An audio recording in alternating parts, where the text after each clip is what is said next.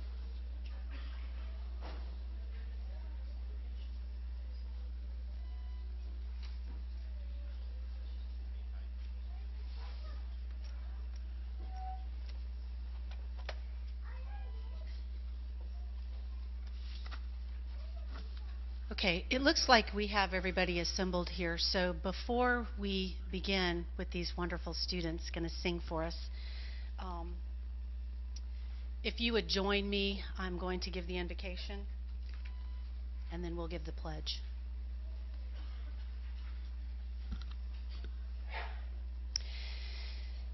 Heavenly Father, thank you so much for this beautiful day and your many blessings.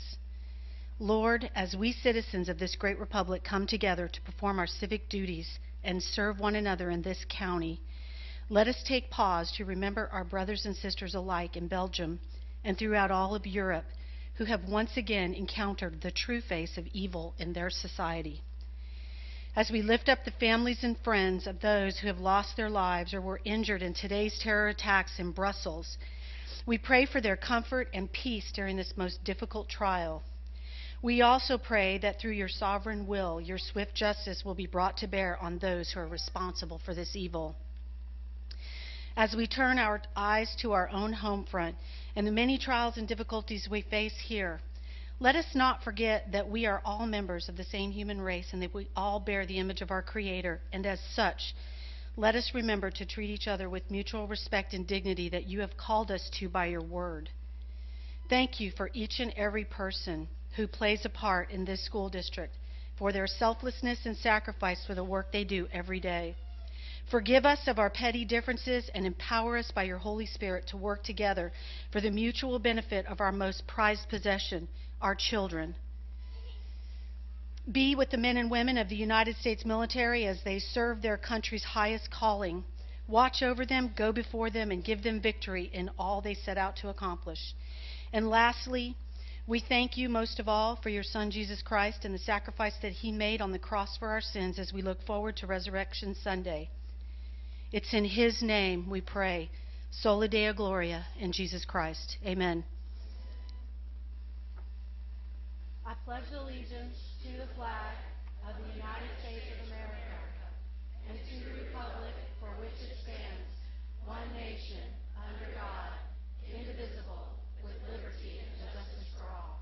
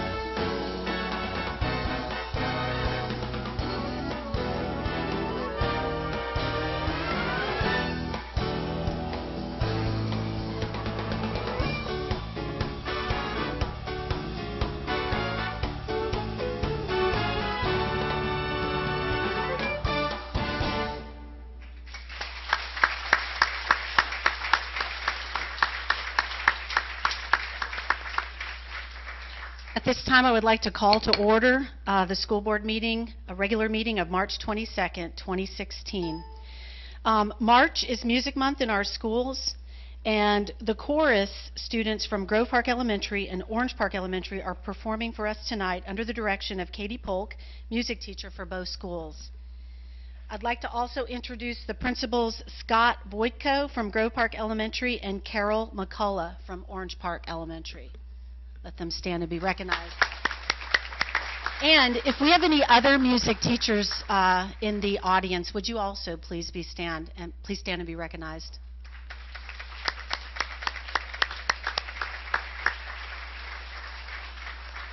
Okay, we're ready for our second song. I'm going to test the sound to see if it's a little bit louder. Sure. Can you turn a little bit louder?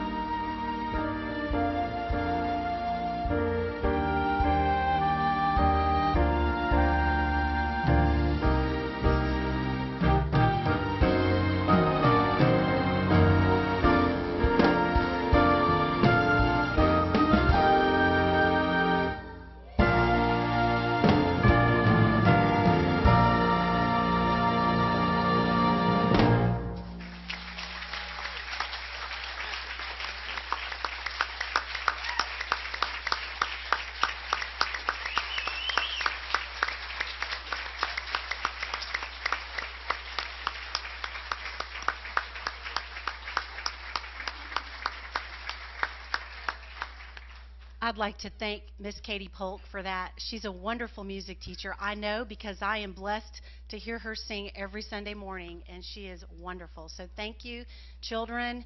Thank you, Miss Polk. What a truly a blessing.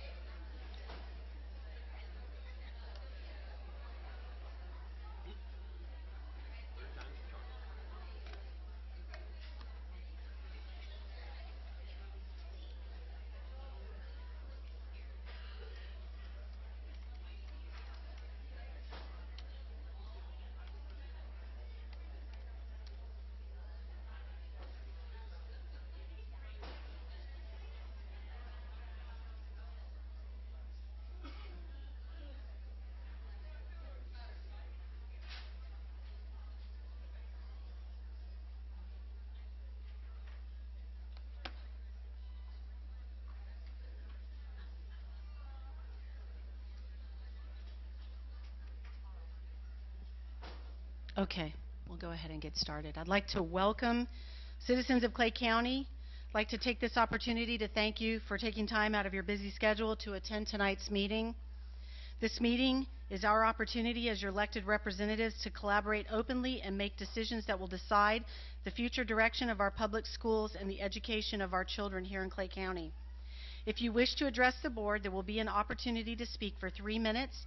If you fill out a yellow card, which you'll find located in the back of the room, and please indicate the specific item number or topic that you wish to speak about, and then turn it in promptly. No additional cards will be accepted once the board moves to the discussion agenda. First, we bring the adoption of the consent agenda.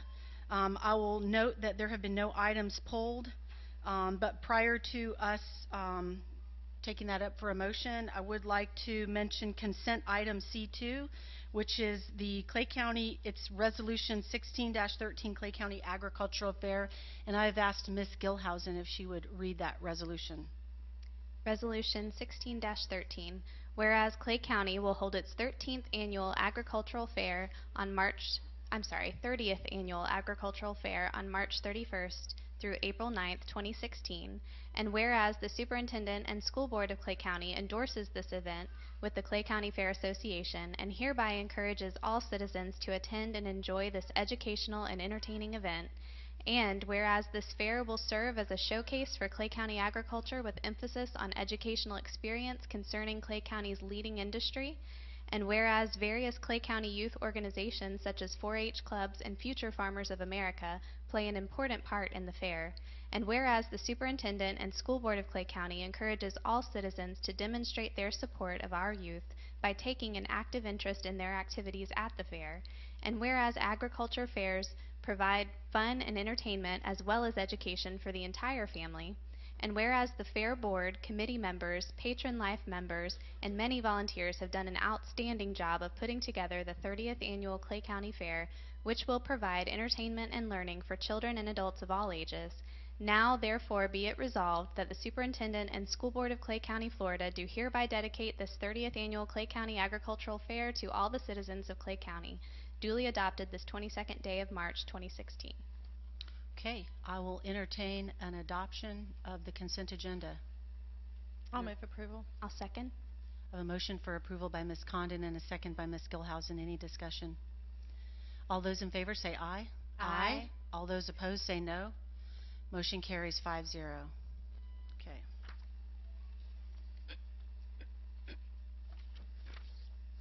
Next item up is recognitions and awards. We'd like to recognize Skylar McGlynn and Elise Kluver, the 2015-16 Clay County Volunteers of the Year, and the state winner, Susie Pelfrey, Superintendent Van Zant, and Janine Rogers. Ms. Rogers, would you join me at the podium?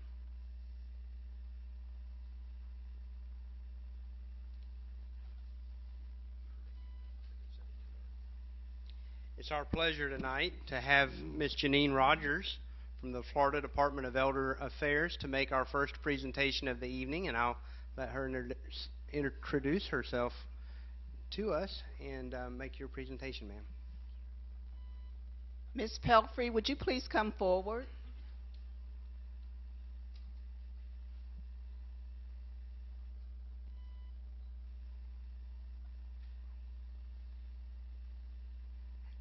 Superintendent Van Zant, the other members of the board, and to this very fine community. I'm Janine Rogers, the Director of Volunteer and Community Services. It is the mandate of our office to recognize volunteerism by and for elders around the state of Florida.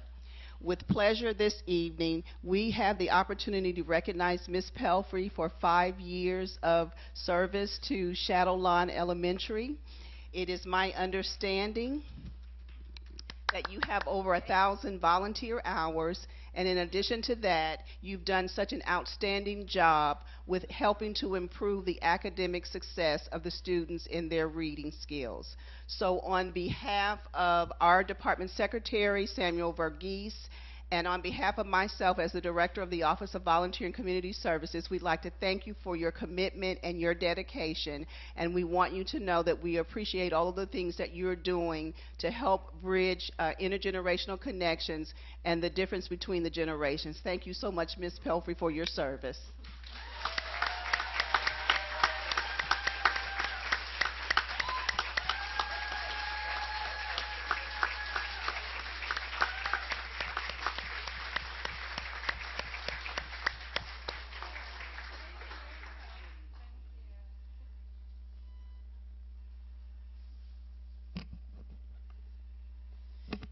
If her family's here, y'all are welcome to come on up and get your picture taken. Family members, come on up.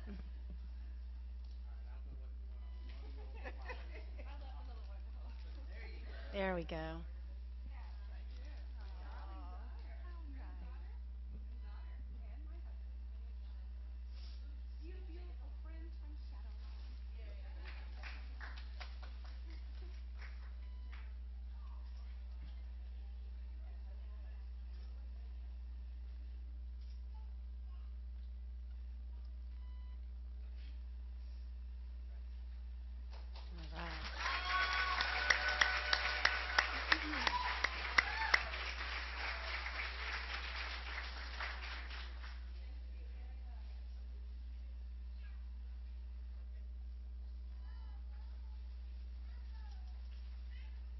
Okay. We have a couple of other volunteers to recognize tonight as well. So I'm going to read a little bit about Skylar McGlynn, and then I'm going to ask you to come join me, but I won't make you stand here while I read this long paragraph about you. Ms. Skylar McGlynn is a student at Orange Park High School. She's our district winner for youth.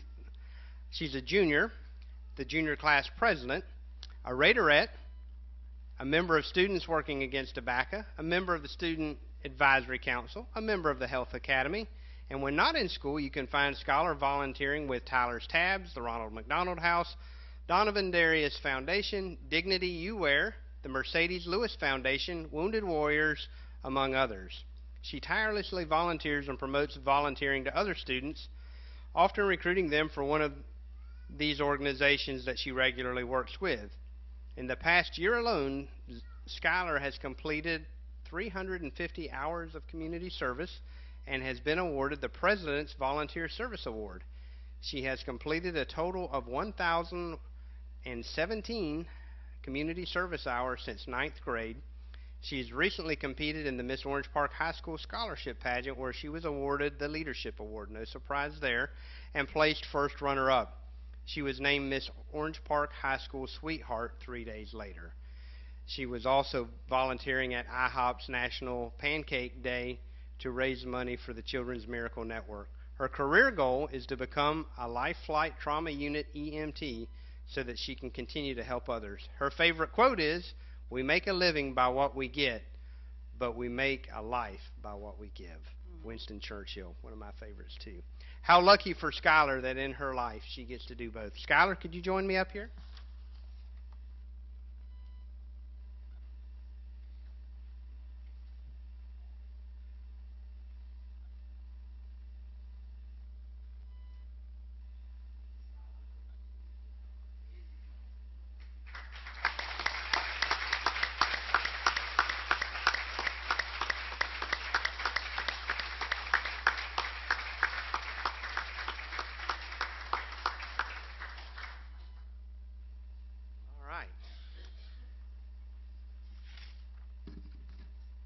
Our next volunteer is Miss Elise Kluver from Ridgeview Elementary School. She is our adult volunteer school district winner. Elise Kluver has been serving Ridgeview since her sons attended Ridgeview Elementary School 18 years ago. She has volunteered in both the classroom and in the media center. She's taken on numerous responsibilities, including laminating, shelving books, checking students in and out, as well as assisting with media lessons. She is always pleasant to work with, and she is willing to undertake any project that we give to her. She is reliable, flexible, and willing to work hard. We at Ridgeview Elementary would be at a loss without her, and we are so pleased and honored to make it known to all how wonderful of a volunteer we have in Elise Kluver. Thank you so much, ma'am.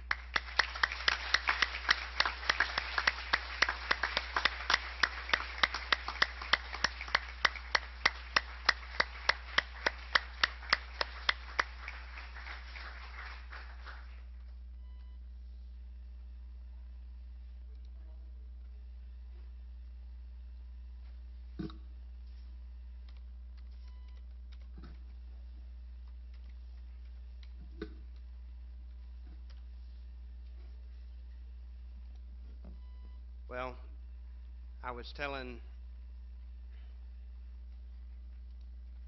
saying earlier to Ms. Rogers that you can find great volunteers in Clay County. Just walk in any school any day of the week, and you don't even have to have anybody point them out to you. And we have 5,000 fine employees that work with this school district, but that's not nearly enough to serve the 36,000 kids that come in and out of our doors every day. So we recognized some people that exemplify great volunteerism, but that's just not even the tip of the iceberg of those unsung heroes that come in and out of every school every day. I see a lot of school folks here. You have them. You know who I'm talking about. So take that time to recognize them and nominate them for this well-deserved recognition. Thank you so much to all of you that were here tonight and able to be recognized. Now, for something that's just kind of fun to do, we have with us tonight our Principal of the Year, and we recognized her a couple months ago with that honor as Principal of the Year. But just to affirm our ability to pick the Principal of the Year in Clay County, the Governor of the great state of Florida also recently awarded Miss Sarah Lawson with the Governor's Shine Award. So I would like to ask Miss Lawson, whose family is here with her, bring the whole family up. They're all here tonight and celebrate this with us, this great honor from the Governor.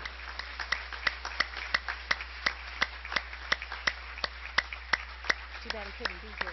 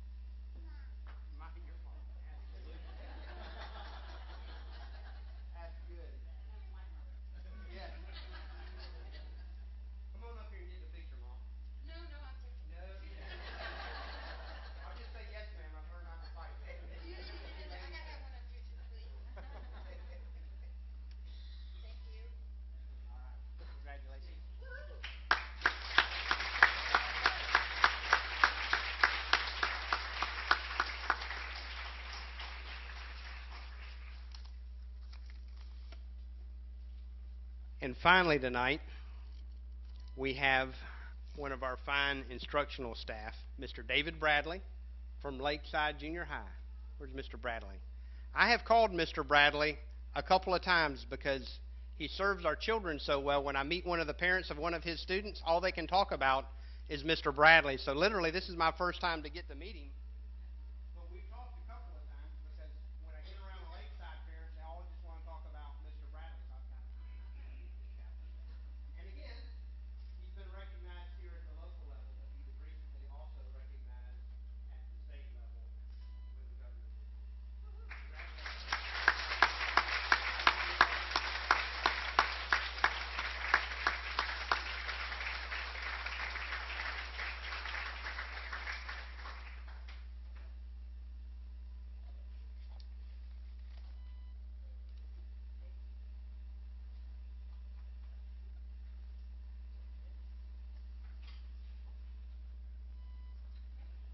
Okay.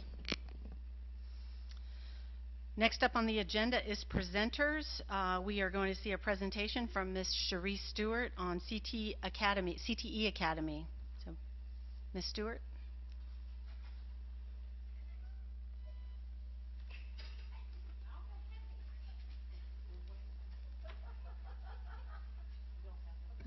Come on, Cherie, say it. Say it. Come on.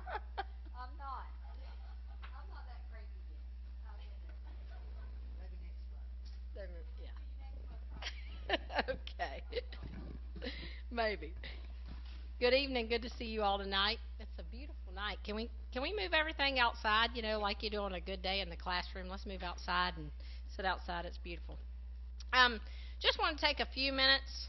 I time myself on this. It's about 37 minutes. So, no, I'm just kidding.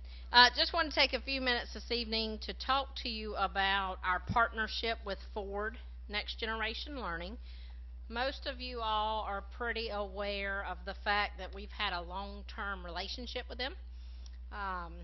Back a few years ago, they actually came and made some presentations to us, and probably will come back soon just to kind of rekindle that fire. But tonight what I want to do is talk for just a second about the pillars. There are 3 strands within the Ford Next Generation Learning. There's transforming teaching and learning. There's redesigning high schools or transforming the secondary school experience, what they're now calling it, and transforming business and civic engagement. And that's really what I want to talk about tonight, that 3rd strand, which is transforming business and civic engagement, which is something we've been working really diligently with here in the past 6 months or so. So I really just wanted to give you an update. We've kind of invited you to a couple of things here lately. But wanted you to see some of those things in pictures and numbers as to what's going on. So one of those things was our first ever Clay Regional Career Fair. It was an amazing event. It was a partnership between us, the school district, the Clay Chamber, Career Source, Thrasher Horn, and St. Johns River State College. So we had over 350 juniors attend that day. And that was the day, if you'll remember back, they had tornado warnings that morning. They were telling people to stay put in their schools and all this. And here we're trying to get 350 juniors bused to Thrasher Horn. So it was an interesting morning. It was amazing. The business partners that were there were totally amazed with our students. They were amazed with their professionalism. They were amazed with the questions they asked. So that was the first ever. I think it's going to grow every year and become a bigger and better event. Really gave our students an idea of some jobs that are available in this region, so that's a good thing. The next is our career shadowing, which is an event we've been doing for a while. This was for our juniors as well. We had over 150 juniors participate in our career fair, which was the week of February 29th. And there were over 36 businesses that allowed our students to come in, because lots of kids think they want to be a nurse until they see the blood, and then they change their mind rather quickly. So career shadowing is a very good opportunity for students to really see what those careers are. Here's one that is a pilot program for us, and it's amazing. CCUA, the Clay County Utility Authority, a lot like many other industries in our district and in our region, have an aging workforce. So they are screaming to us to please help them to fill their workforce with some younger folks, the newer generation. So CCUA did more than scream and say, help us. They said, let us help you. So they partnered with Middleburg High School, which has a very diverse academy and pathway choice. And currently, they have 3 students who are interning for Middleburg High School with Clay County Utility Authority. They are on their payroll, and they are doing a fine job. We have an engineering student. We have a GIS student. So it's amazing. It's a great pilot. It's working very well so far. We've had a couple of bumps in the road, which was good because we're learning a little bit as we're going. But they're enjoying the students. I talked to Celeste, their PR gal, today at the fair luncheon, actually, and she's like, oh, we love the new guy they just got. So it's a great partnership for the students because it really shows them, again, those career opportunities that are out there, some with college experience, some without. So it's really hitting on all cylinders. Our next one is Construction Career Days. So if you'll write this date down, April 7th. This is one that has not happened yet. It's an amazing event. It's sponsored by Florida Department of Transportation because, again, a lot of those companies that work with Florida Department of Transportation have an aging workforce. So they started this program a few years back, and they're looking for kids all across the spectrum, or young people. They're looking for engineers. They're looking for environmental science folks. They're looking for contractors. So all across the spectrum, this is April 7th. It's at the Equestrian Center. That is Clay County Day, so they will be filled with Clay County students. So I would urge you during that day, if you don't have something else going on, please attend. It's an amazing event to see all the different industries that roll around what the Florida Department of Transportation does. Did I say it was at the Equestrian Center? Okay. Next, we also have school-based career fairs. So this is just some pictures from our ACE career fair that our Academy of Visual and Performing Arts put on, actually here from Fleming. A lot of our schools do their own career fairs revolving around their academy specifically, and it's just to get, again, those students talking to some folks that work in those industries or in those areas that they're interested in. Here's another great one with our partnership with St. John's River State College. On March 29th, you can write that day down as well. Kind of middle of the day, probably between 11 and 12:30 is the key time. St. John's River State College offers a health careers day. Typically in the past, it's just been for their students. But we've had some good conversation with them. A lot of the employers that are there that day looking for students are looking for CNA students. That's what we do with a lot of our health science kiddos, is get them that CNA certification. So we've got 80 seniors going that day, who most of them can walk out of there with a job. So we're talking about our mission and our vision, which I put up at the beginning, about making our kids world ready and work ready, and this is a great example of that. Many of those students can walk out of there that day with a job. This is just an example of some of our amazing and tireless business partners. Hopefully we didn't leave too many out. We have a lot more, so this is just a sampling. And last but not least, just wanted to say that our school district, I believe, is doing a great job with our business community and working to create students who are college and career ready.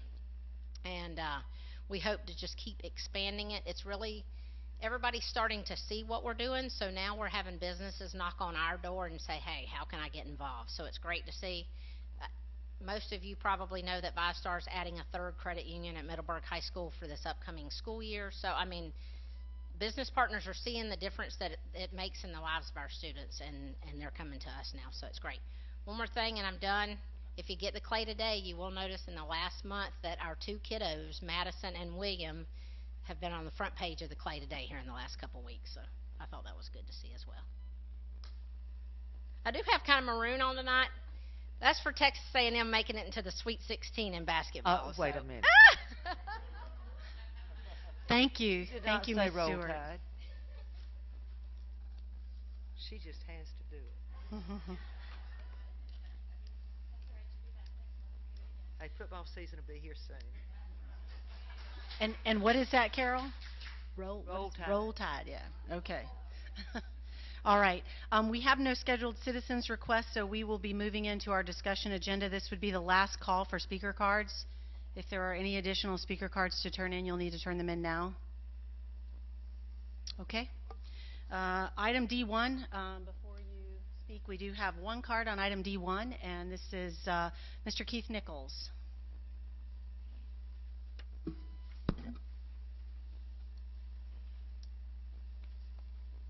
This won't take long. My name is Keith Nichols, and my address is on the card. 2 months ago, I brought up the idea of using the fallow land of the district currently owns as community gardens to help feed the employees that are currently trying to survive at below poverty levels.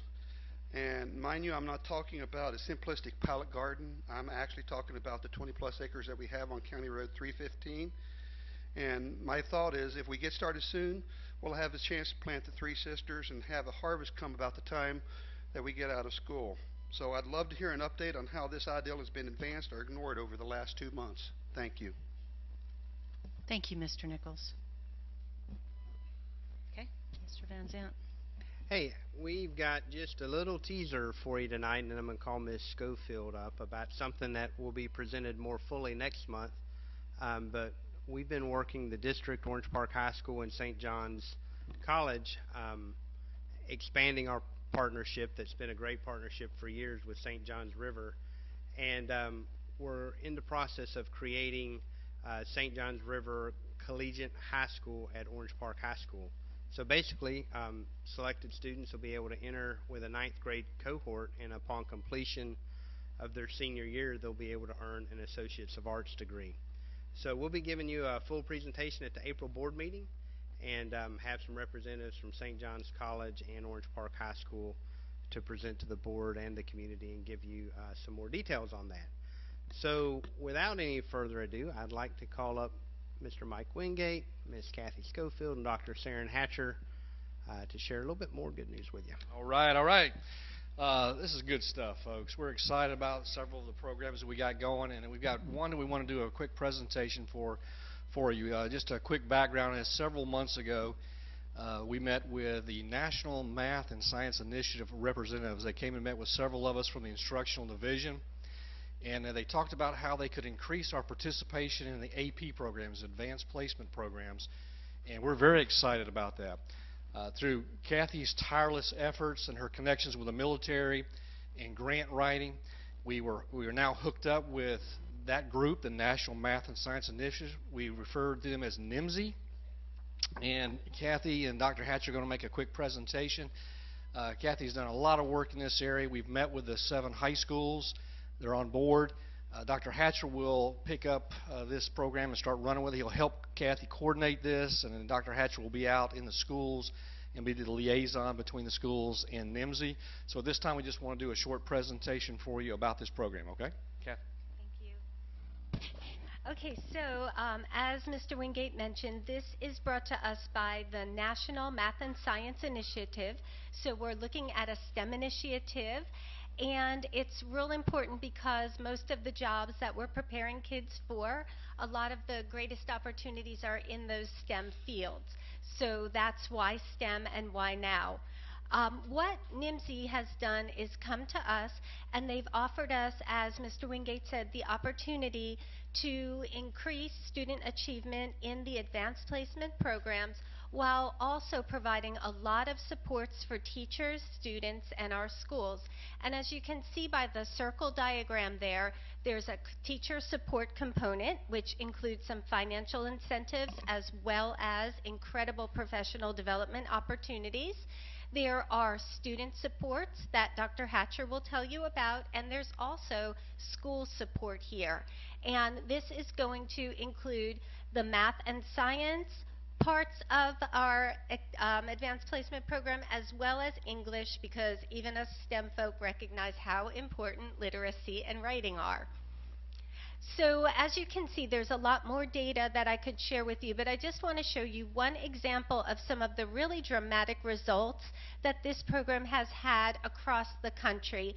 And Mr. Wingate, being the skeptic, went ahead and actually called a bunch of districts around the country, kind of picked some out and said, hey, how is this really going? And in fact, we verified that this program does bring this kind of results to students in terms of passing that advanced placement test. So as I mentioned, there's a lot of support for teachers coming with this, and the overall value of this grant that we're being funded through Department of Defense for is about $250,000 per school per year, and this is a 3-year opportunity extending to all 7 high schools. So the total is, oh gosh, it's about $5 million, $5.2 million over the whole 3 years. And so what this will look like is the teachers will have the opportunity to attend AP Summer Institutes, 2-day ongoing workshops to give them that job-embedded piece. They'll also get the mock exam reader training, which people wait for years on the waiting list to get that training. And as soon as you get those insights and keys as to how those readers think, automatically you come back better able to deliver that curriculum to your students. And if they would like, they'll also have the opportunity to have a mentor in their specific field. Sometimes these AP teachers are one in a school, and it's hard to collaborate with yourself. The mentors, as I mentioned, will also help support them, and for new AP teachers, it's also an incredible opportunity. Well, in addition to just the incredible professional development, what you're going to see is NIMSY is supporting our teachers with some financial incentives. They'll be awarded up to $500 for attending some of the training. And when their students are successful, currently now they're getting a $50 incentive. This will go to $100 up to the match or up to the point that they would normally get the 50. There's a cap. Well, after the cap is met, then the grant will throw in the whole 100, even once they've met that cap. And we've been working with the schools on setting a growth projection for the number of passing scores. And if a teacher meets that passing score benchmark, then they'll also receive an additional $1,000 bonus. They'll have access to some incredible resources because the AP doesn't require a specific book or curriculum. They require just that they're meeting the standards. So they'll have access to the teacher portal, which is an incredible resource. Additionally, NIMSY recognizes that high-quality STEM programs are expensive. Labs need to be updated. Teachers need calculators and state-of-the-art equipment. So there will be supports for the schools as well. There will be a person who will be the lead contact at each school, and they will receive a financial incentive for coordinating up the efforts. And if all those goals in the growth in the courses are met, that person will also be eligible to receive a bonus. The site coordinator will be someone who will coordinate some of the extra activities. Students will have the opportunity to attend Saturday sessions, not taught by our teachers, but instead taught by mentor AP teachers. And our teachers will have the opportunity to come and see what these mentor teachers are teaching and collaborate with others. And if the site coordinators want to be the person to help with the logistics, as you can see, there's financial incentives for them as well. And I'm going to turn this over to Dr. Hatcher now to talk about some of the incentives for students. Good evening. Thank you, Kathy. I appreciate it. I get to work with the fun part, dealing with the students and the incentives. I really enjoy that a great deal. Probably what a lot of our students want more so than anything else is probably money, right? Well, they're going to have an opportunity to make $100 for each qualifying score of a 3 or higher for the AP exams that they take in math, science, or English as well. So we're excited about that. And of course, NIMSY will pay 50% of the cost of the exam. So right now it's actually just gone up to $92. So we're happy that they'll be able to offset some of the cost of the AP exams as well. Of course, equipment and supplies that Kathy talked about, $35,000 will go to each school over a course of 3 years. For different coursework and lab incentives as well. And of course, some of the tutoring that will be available 4 hours per week, minimum 4 hours per week for students, and then of course an additional 6.5 hours for the Saturday sessions as well. So we're really excited about that. The AP presenters will be available as well. And of course, here's a look at some of the Saturday sessions right here. They kind of show you exactly what one would look like for session 1 and when it will begin, session 2 in late January and February, and of course session 3 mid-March and late April as well. So we're excited.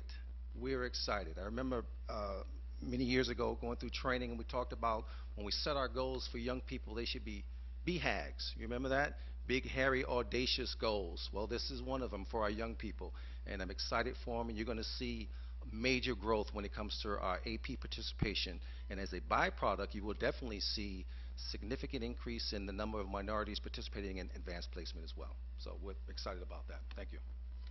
Outstanding.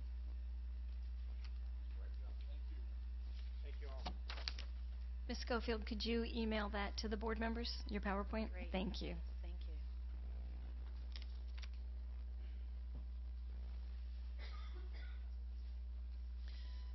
Okay, moving on to item D2, Human Resources, Special Action A. I will entertain a motion. I'll move approval. I'll second. I have a motion for approval by Ms. Karakis and a second by Ms. Gilhousen. Any discussion? All those in favor say aye. Aye. All those opposed say no. Motion carries 5-0. Next item up is Business Affairs, item D3. Award RFP number 16-BA-121 for HMO, PPO, HAS/CDC medical programs and review and approve the 2016-17 Employee Plan A Medical and Supplemental Benefits Insurance Plan. I move approval.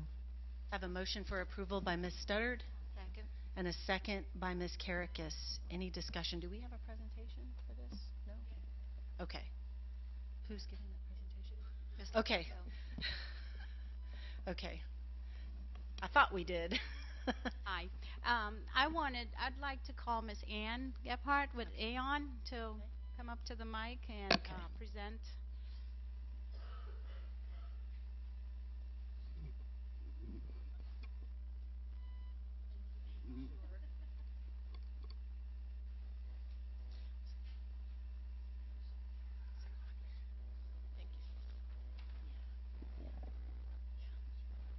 You thought you were getting away easy with just motion. Hey, you know, There was a presentation. She looked at me like she wanted a motion. I said, let's go. I've never done this before. Okay. With you. Nothing like finishing the evening with insurance. So we'll try and keep this fairly high level. But as Ms. Condon knows, it's been a 6-month process for the RFP, beginning from the decision to go out to bid, the evaluation, and finally the decision. So it's been a very long process. I do want to recognize Mr. Warenberg, having stepped in kind of midstream and shepherding the process. He did a terrific job. And I also want to talk about the committee.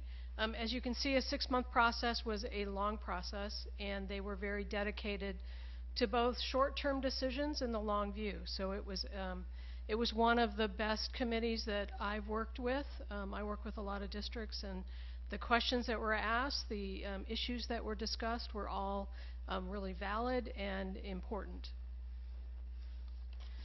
So just to run through, we did submit an RFP. We asked the carriers to match what you currently had. So we didn't want to lose any ground with what you had accomplished, both with wellness, the wellness package. You have on-site representation, and we wanted to make sure that the second year in the renewal would be competitive. So we didn't want to find ourselves in the same place in another year. 3 carriers responded, which we kind of expected. So it was your incumbent, Florida Blue, and then Aetna and United. And the vendors were scored on the criteria that you can see. Obviously, cost is always a consideration, but there were a lot of other considerations around network and providers and the benefit features. So it was a very comprehensive view by the committee.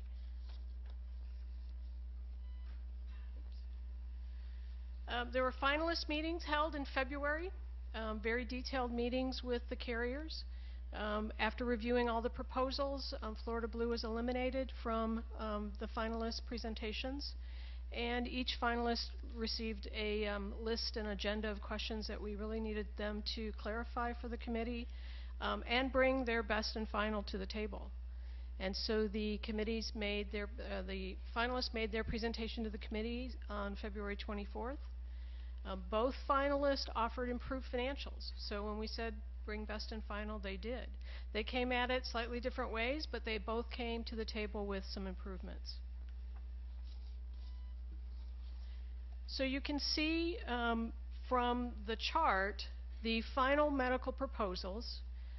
You can see Florida Blue as your current carrier. Aetna and United both came in at lower than current, and we haven't seen that in a while. So they both came in with proposals that were lower than current. They came at it a couple of different ways, though. Aetna's rates were about 5.6% lower than your current. United's were about 2.8, but they also included a one-time premium waiver or credit of about $1,900,000. So that was a pretty compelling offer on the table. So think of it as a one-time credit that essentially you don't have to pay 1 month of premium. So if you think about a car loan where you see the ad saying your first month is waived, the first month of premium for United is waived. So the committee evaluated both financial packages. They both had very strong wellness proposals in terms of the incentives that they're going to offer and commit to. And the committee ultimately made the decision to go with United Healthcare. And you can see best and final rates by tier, by plan, if you're really an insurance geek and you want to see all of that. But you can see where they started and the final rates and your current rates that are in force with the various respondents. Any questions? I do have one question. I'm sorry, right here. On the one-time premium credit, that is straight up a credit? It's a credit. It doesn't roll back into it later on, does it? Does not roll back into it. Okay. So understand that not only are their rates lower, but they've offered this one-time credit. Okay. That's good. Okay. Thank you. Mm-hmm. Any more questions on the medical? So the insurance committee's recommendation is to change carriers and go to United Healthcare.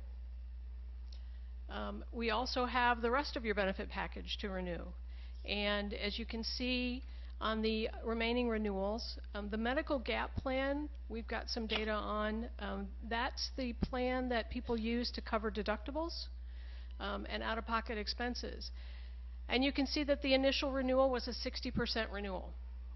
Pretty shocking, but that is a benefit program that the folks that are enrolled in that, it's a voluntary program, it's an elective program, but it is highly utilized because as deductibles have been raised, as out-of-pocket expenses have gone up, employees have used this as a way to offset costs. The initial renewal was 60%. We negotiated it down to 40%, which is still a sizable increase. And we took a couple of proposals to the committee, which we'll review with you. But basically, what we've done is switch your current plans to a $2,000 gap plan at the current $3,000 rate. So we'll show you what that means in a minute. But that is the recommendation of the committee, is not to take the 40% increase, but to change the benefit plan and keep the rates the same. So we'll walk through that in a minute. The dental renewal was up for bid as well, and the initial renewal was a 6.1%.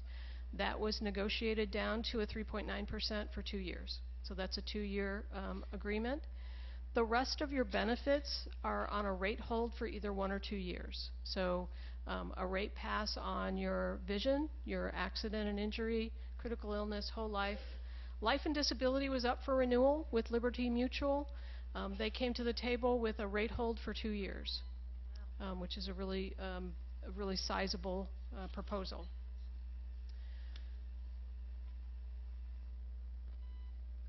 So let's just talk about the GAP plan briefly. The GAP plan we introduced when you raised deductibles and changed plan design. And that is a program that has been, as I said, widely used. And you can see the experience over the period. It was introduced in 2011. And you can see that first year loss ratio was 145%, meaning claims exceeded premium. Again, you can see that almost every year since then, it's been at least close to claims equaling premium. And it's improved. Obviously, you can see for 2014-15 at a 90% loss ratio, meaning claims versus premium is at a 90%. If you average that out, though, over the period of the contract, it's still over 100%, meaning they didn't collect enough premium for the claims that they paid. You've had some really good rate experience with them despite that high exposure, and so at this point they really felt like they needed to correct the premium rate and bring it up. And so as you can see on this slide, you currently have two plans. These plans were designed to dovetail with your medical plans. You have a $3,000 inpatient benefit, and you also have Plan 1500, which is a $1,500 inpatient benefit. The new plan that is proposed is a $2,000 inpatient benefit, so it sort of splits the difference in the middle. It's a $1,000 benefit for outpatient. You can see from the rate history that the new $2,000 plan is essentially the same price as the old $3,000 plan. So the benefit is being lowered, but the rate is being preserved. And I would also like to remind you that you have people in the $1,500 plan, so that will be eliminated, and those employees can choose to buy into the $2,000 plan. So for them, it's a little bit of a benefit enhancement if they want to choose to buy up. So that is the recommendation of the insurance committee, is to eliminate the two plans, move to one plan at essentially a rate hold to preserve the rate that people are paying today. Any questions? That's great. Yeah, it looks like a good plan. Yeah. I mentioned Delta Dental. Your dental was up for renewal. The initial renewal was 6.1%, and it was negotiated down to a 3.9% renewal for a 2-year proposal. And the committee recommended that that be accepted as well. Vision was in a rate guarantee, as I mentioned before, so there's no increase there, and the benefit stays the same. And then, as I mentioned, your life and disability through Liberty Mutual was up for renewal this year, and they proposed a 2-year renewal with no increase in rates. You can see the experience has varied between the basic life, the supplemental life, short-term and long-term disability. Sort of a mixed bag of experience, but when we roll it up, you're at about a 71% loss ratio. Any questions? I think this is probably one of the best renewals that we've been able to bring to you. Yes. Sort of good news, so I think that the committee did a great job in evaluating it, and we're pleased to present this renewal. Thank you. Any further questions? All right. Well, I have a motion. Excuse me, ma'am. Yes, I'm sorry. How do we need to word the motion? Sorry, we need to have some clarification. There's 2 motions that are recommended actions. So for the record, the first motion is to award the RFP number 16 BA-121. There's a second motion that's a follow-on. So this is, as I'm understanding for the record, the motion, the second, for clarification from Ms. Bush, is only as the first motion. Okay. May I change my motion to make it for motion to include both? Okay. Then I will make a motion to approve on our agenda that says motion 1 and motion 2. And I'll put it in one motion to approve both of them. Okay. So I have a motion for approval for both items by Ms. Stutter? I had already seconded, so I'd either have to withdraw it or amend it, so I'll second it. Okay. All right. I have a motion and a second. All those in favor say aye. Aye. All those opposed say no. Motion carries 5-0.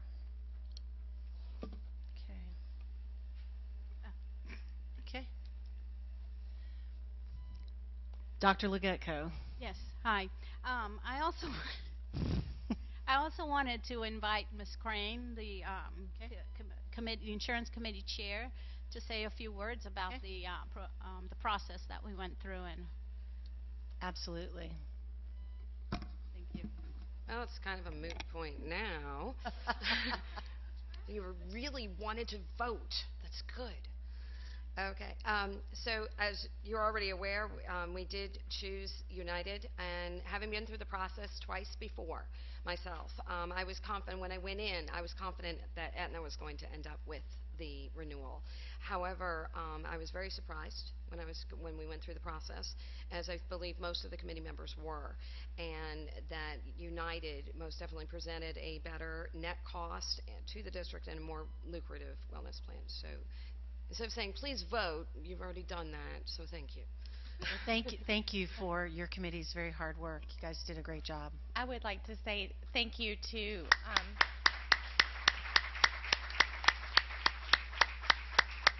I would like to echo the sentiments. The committee worked extremely well together, very diligent, very good use of time, and it was a lot of time and a lot of reading, but Ms. Crane's leadership and the Aon folks leading us, and Sheila and her staff, it really was as painless as it could be, but we got through and almost had a unanimous vote, and with there 11, 12 people on the committee, that's pretty good to have, and only one dissenter, and so at any rate, it was a great experience, and I think everyone's glad that it's over for a while.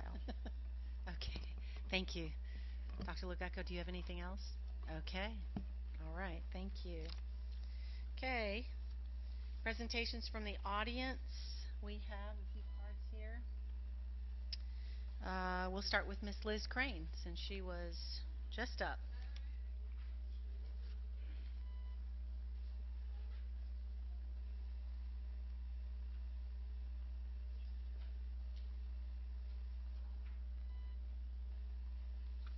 Okay, you're getting a different Liz now.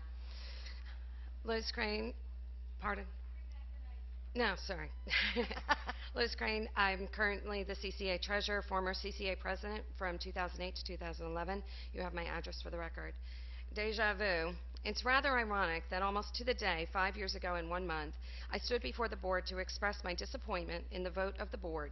For those who are not aware, in February of 2011, the school board voted 4-1 not to ratify the CCA-CCSB contract, despite proposing a salary increase for that school year. Emails, letters, and phone calls were expedited from around the world asking the board to vote no. How do I know this? The emails were sent to me, and there was an article in the paper about it. This year was slightly different in that the superintendent did not stand by the magistrate's recommendation, as well as 3 board members. Last time, the superintendent highly recommended the ratification of our contract and was joined by 1 school board member. I am extremely disappointed and angered that you do not support the educators of this county, the educators who spend hour after hour, dollar after dollar on the betterment of the students in this county. I'm disappointed and angered that you do not value us. If there's ever a time for solidarity of all stakeholders, it is now. The Florida legislature just passed a budget and will be signed by the governor, if he hasn't already done so, with very little additional funding. Where do we go from here? Teacher bashing movement is nationwide. I am asked over and over and over again by teachers, why do they hate me? What did I do to them? What did I do wrong? I don't have an answer for them. Do you? Now, I would like to know, why do you hate us so much that you voted down the recommendation from the magistrate that cost the district very little money, or even just the items that didn't cost any money whatsoever? Why? Our teachers deserve an answer. Last time I expressed my disappointment, a board member created these little buttons to express the love. If you need some, I know a guy who can set you up. Lastly, I would like to discuss some of the recent social media postings. I saw a posting expressing gratitude to the Sheriff's Department for keeping the school board members safe by walking them to their cars. While I was not there at the hearing, I was concerned that an elected official would post something like this publicly. This type of posting alludes that teachers and other educators were creating an unsafe environment. This is irresponsible. Parents are also on social media. It sends the wrong message that educators are threatening and could possibly harm school board members. So if you do post on social media, please remember the unintended consequences. I certainly hope that this elected official did not want to send the message that teachers are creating an unsafe environment and that our students are not safe in their classrooms. Thank you, Ms. Crane.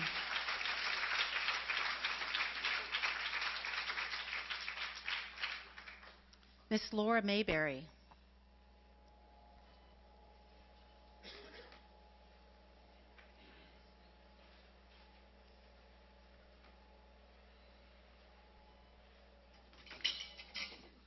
Laura Mayberry, teacher in Clay County. You have my address on file, and I would like it noted for the record that I approached the board very slowly and did not make any threatening gestures. Innovate, engage, empower. It's a catchy slogan. Kudos to whatever consulting firm we paid to come up with it. But sarcasm aside, I think we finally have an initiative that everyone here can buy into. Thanks to the out-of-control rise in high-stakes testing, our students are now engaging with computer screens more than with their teachers and their peers. Thanks to mandatory weekly PLCs that take time away from planning lessons, grading papers, and tutoring students, our teachers are now empowered to arrive at school earlier, stay later, and take more work home. Thanks to the district's failure to follow the intent of the class size amendment, our teachers are now engaging with more kids than ever before. And yes, I know we're not technically in violation of the law due to the district of choice loophole. This district seems very fond of this particular loophole in the law. Too bad you didn't care enough about your annual contract teachers to use any loopholes to help them. Thanks to the lack of job security provided to our annual contract teachers, they are now empowered to take on additional responsibilities without earning supplements in order to ingratiate themselves to their principals to keep their jobs. Thanks to the growing pressure to increase graduation rates, teachers are finding innovative ways to push kids through the system regardless of their level of effort or learning. And thanks to this district's failure to budget for step or insurance increases, teachers are finding innovative ways to make ends meet, such as finding second jobs. And finally, thanks to your complete disregard for the people that are in your charge, the people of Clay County are now very engaged in the political process and are feeling very empowered enough to vote you out.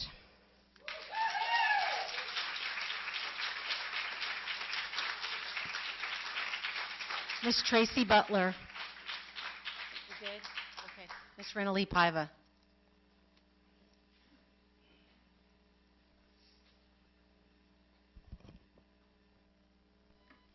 Renalee Paiva. I am the president of the CCEA. I didn't make a big speech tonight, but I want to do some clarification because of social media. I actually titled my little speech as Liars in Reality. But having said that, I just want to give you some insight in me because there's a whole bunch of liars and reality going around this place in Clay County. I make $47,446 a year. That's 39 years in education and a master's degree. I don't make $68,000 that the minions are posting. I don't have a $15,000 travel line item, although I am taking that motion to my rep assembly on Thursday. I know. Union dues are not $611.08 a year. They are $624. So the minions have it wrong again.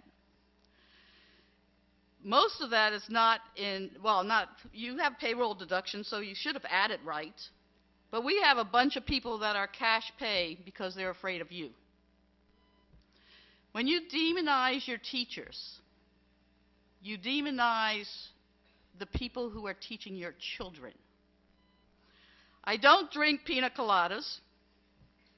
I either drink Malbec or Coxburn ginger with a piece of lemon. It is against the law for the CCEA to donate to national campaigns. If we did, I go to jail.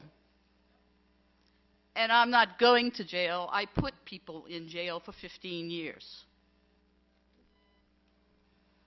We don't donate to Planned Parenthood. And we don't advocate abortions. That is beyond our scope. The minions are having a field day with that stuff on social media.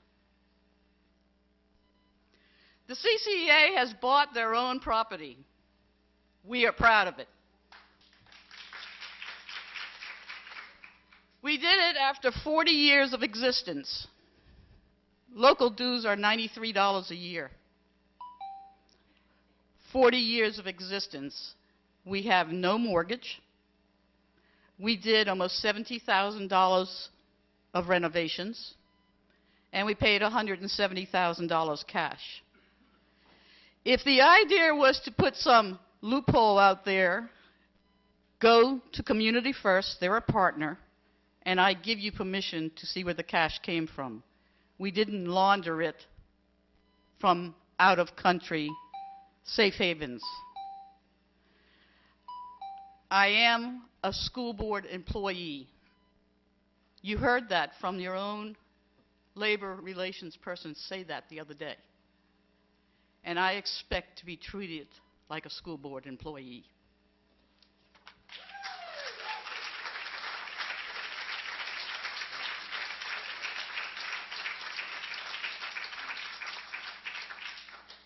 School board requests.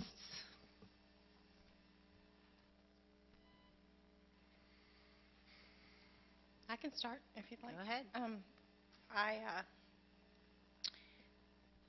As one of my assignments of being the liaison from the school board to the Board of County Commissioners, I was able to go with Commissioner Hutchings last week to the her mayor's meeting and meet with the local mayors, and they had some really interesting ideas of ways to partner with the county and the school district, and everyone agreed that because we're faced with great growth in our county, that there's going to be a need for more collaboration between the three organizations.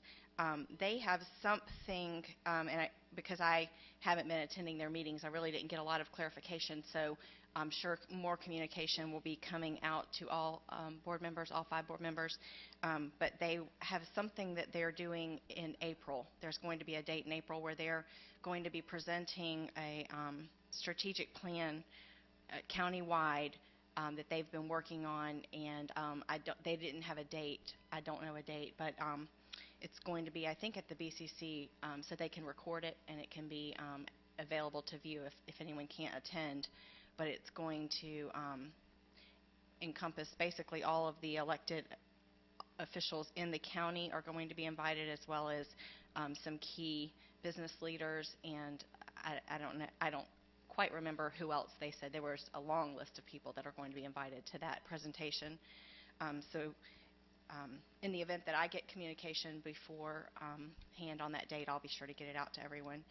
And additionally, this morning we had a Clay County Education Foundation meeting, and I just wanted to pass along to you all and the public a way that you can help the Clay County Education Foundation just by doing your normal shopping. If you shop on Amazon, if you go first to smiles.com, and then you can select a foundation, you can select the Clay County Education Foundation, and then it directs you to Amazon. You do your normal shopping, whatever you're shopping for on Amazon, but the Clay County Education Foundation gets money back toward that they can use for, of course, many grants and things like that. So,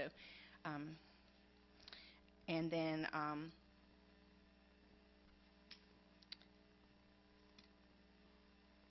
guess that was all that I had on my list tonight. Thank you, Ms. Condon. Ms. Karakis? I have a couple of things. Before I start, Ms. Cornegay, I have a question for you. I'm just wondering, how is our district advisory committee going? Is there anything you can tell us about that?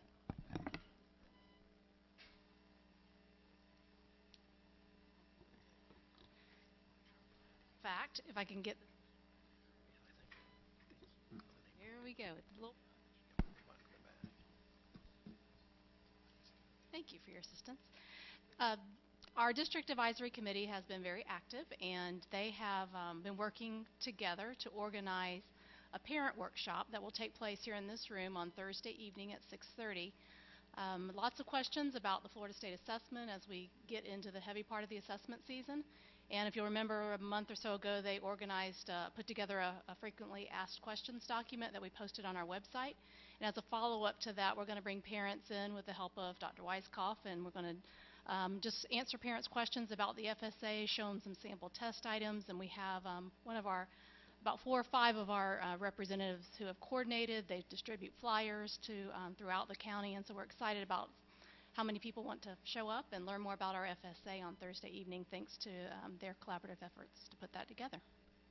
Thank you. After your meeting with them, could you send some kind of little summary to the board to let us know what kind of questions they were asking, what the results were, or just kind of give us an update on it? Sure. Just email it to us. That would be great. Thank you. So over the last month, there's a few things that I want to make mention of that I was fortunate enough to be invited to, and one of them took place right here, and it was Fleming Island High School's Mr. Merritt's Poetry Out Loud. And I'd never been to it before, and it was pretty amazing. I think he had probably 30, 35 students that competed, and it was a competition. They stood up here and they recited fabulous, amazing poetry, and it was really remarkable. If you've ever done speech competitions, well, this was even more rigorous, and so I'd just like to compliment all of them. Mrs. Studdard and I both attended. Mr. Van Zant was there. The Special Olympics last Friday and the Friday before, and it's always great to see our special needs kids just having a blast. They just had so much fun, and the color guard came from Florida Youth Challenge Academy, and they were amazing. They were very good, and it's stuff like that that's just really great. One of the things that I got to participate in, and of course, Mrs. Studdard was there too. She's at everything. Grove Park Elementary's DARE graduation. And I'm so glad to see that it's still in some of our schools. I think it's, am I correct? It's only at Orange Park Elementary and Grove Park, and it's through the Orange Park Police Department. But I'm disappointed. I'm not sure if it's at all of our elementaries or not. But we mentor with 6th grade students, and they were telling us about the lungs. They actually bring in lungs that have been damaged from years of smoking, and the kids get to see them. And then they have glasses that they get to put on to simulate what it would be like if they were drunk. And I think it really had an impact on my mentee when she was talking to me about it. It was pretty amazing. And then today was the fair luncheon, and we're coming up on the Clay County Fair, and I hope everybody gets to go, and I hope they're open the full day on Fair Day, and we don't have a mix-up like we had last year, but the fair is wonderful, and I hope everybody goes. And I guess lastly, it really bothers me, the impasse hearing that we had on Tuesday and what I read in the paper. And our teachers and our support people are fabulous, and we know that. And I, as I said, have nothing but respect for all of you. I know that you're the reason that we are the great school district that we are. And I know that I couldn't walk a day in your shoes. I love children, but I don't know if I could do that many hours a day with kids. And you do a fabulous job. And it really bothered me to read what I did in the paper because it was wrong. It was not accurate. Those 4 items, I obviously everybody knows I voted in favor of or against the superintendent's recommendation, which I feel should have been to adopt or deny the special magistrate's recommendation, but I was 100% in favor of the special magistrate's recommendations. And I just hope that this district can get to the point where we work collaboratively with our employees and that we respect each other, that all of us respect each other, and I hope we can get to that one day. So I just want you all to know that I think you're great. Thank you.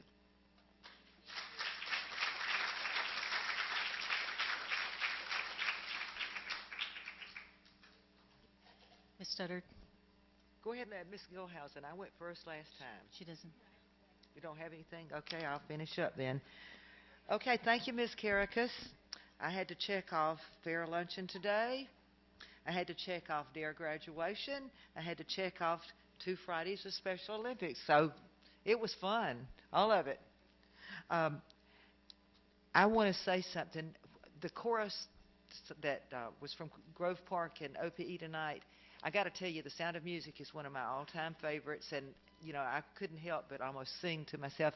But that's what I was talking about when music teachers were getting cut. I mean, you saw tonight we had a split, a teacher covering 2 schools. But listen, I was sitting there thinking if we hadn't done that, those 2 would have not been able, it wouldn't have happened, and I am just so thankful. It touched me. I love that. I wish they'd come every month. It's only 9 days to the fair, don't forget. Let's hope for good weather. The only thing I'm going to say about the 9 o'clock meeting that we had that has been written about in the newspaper, I hate that it happened here in Clay County. I hate that it now is drawing so much on social media and in the newspaper. It's embarrassing. We're better than that. But when I see Facebook posts where our teachers are made out to be so awful that some school board members would get harmed if they didn't have deputies walking them to their car. It almost made me sick on my stomach. We don't need things like that.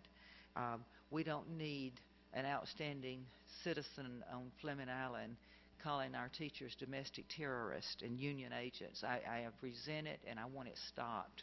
It's awful. These are our teachers. These are the people who are teaching your children, my grandchildren. It just needs to stop. I've told y'all before, the first year or 2 I was on the board, 1 year we went to impasse. It was awful. We started doing collaborative bargaining. We built a sense of trust, but this idea that the teachers are our enemies is wrong, and it's not. I'm not part of it. I just want y'all to know that I am not part of it. I'll stand by the support staff and the teachers.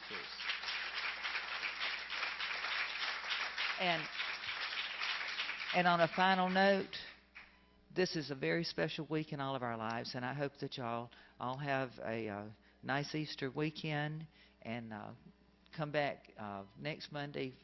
Do they come to school next Monday, or they have Monday off? They don't get Easter Monday this time, do they? We're out Good Friday, in for 5 days, and off Fair Day, Monday, April 4th. Okay, all right.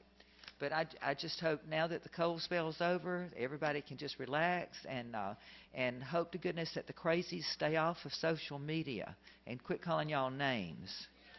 Good night.